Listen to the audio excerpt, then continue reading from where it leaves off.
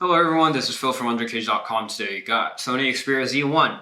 So Z1, the name Z1 may sound like a successor of the Xperia Z, and it is, but actually to the feels, it's got a metal frames over, and it actually kind of reminds me of Lumia 925. I really like the Lumia 925, the way it feels in the hand, and the way how it feels really sturdy, and it's exactly, well, maybe not exactly, but it's quite the same with the Xperia Z1. It feels really nice in your hands. But before we go on that, let's do a little bit of comparison with Xperia Z. It had the plastic frames and everything. It's got metal one. They both have 5 inches of display, but Z1 is a bit taller. But instead, you get to have this unprotected but waterproof headphone jack. So that's another upside over there. And Xperia Z Ultra looks almost identical, just a bit smaller, but this one, Xperia Z1 is thicker, but other than that, it feels really alike. So let's get into the little details. On the top, there is a Sony logo, front-facing camera, sensors, 5 inch of full HD display, and there are no key on the bottom. It's built in as a soft key.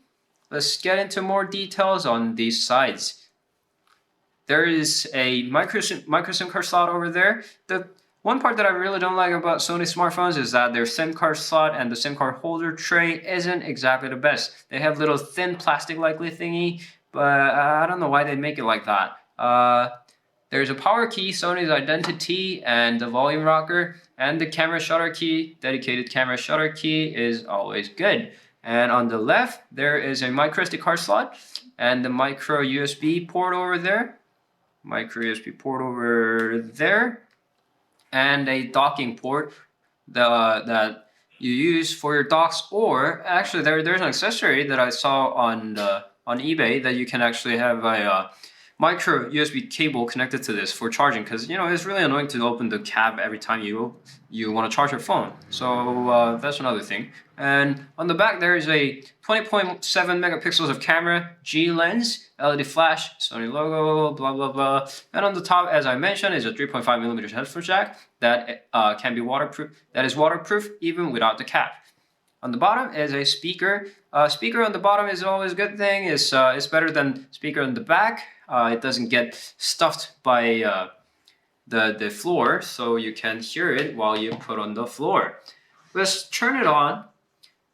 This is a 5-inch full HD display. The thing about the Sony smartphone is that what you would expect from Sony as a company that has built so many TVs and cameras and everything is that they would have a good display and good camera. But it's not exactly the case, and they haven't got any better. Its viewing angle is terrible. It's really terrible, and its quality isn't so great. That's one thing. It looks fine on the front, but as you tilt it, maybe it's a privacy issue? No, never mind. I'm very sure it's not a privacy issue, but viewing angle is terrible. So that's one thing. Other than that, what's inside this smartphone is Snapdragon 800 and 2 gigabytes of RAM. 2 gigabytes of RAM used to be the top, but Galaxy Note 3 has updated it with 3 gigs, so it's not exactly top notch, but still, it is one of the best specs smartphone in the market. And it's really snappy. Sony has gotten a lot better. They used to not have the best software in the world. Xperia Z Ultra, the initial software that shipped with it, wasn't the best. But since the update and the one that comes with the Xperia Z1 is probably really the snappiest software in the market right now, other than the stack Android. So this has really nice, neat little features, and it's snappy, and you won't feel any lags almost anything that you do with the smartphone. And sound-wise, they gotten better too. As a manufacturer for the Walkmans, they have their sound effect system, and you go to sound enhancement over there, and there's that clear bass, and it does its job very well. And they used to only work in the built-in apps as music and the Walkman app and the video app, but they got a step forward, and now this sound effect works everywhere in the smartphone, whether you watch YouTube or whether you have a third-party app like Power Amps. So that's one good thing. The sound has got better.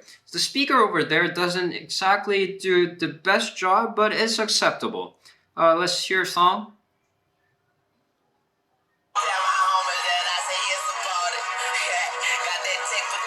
It's not exactly best quality, but considering it's waterproof and considering how terrible of a speaker Xperia Z Ultra had, this is acceptable. I want to play more, but then they're going to start charging me for music, so let's stop it right there. So speaker has gone better, and camera. The camera at 20.7 megapixel camera may sound awesome, and Sony has been marketing this Xperia Z1 as the best smartphone camera in the market, but I'm not really sure if that's the case. Maybe the best smartphone camera that is waterproof. Maybe that one might be true.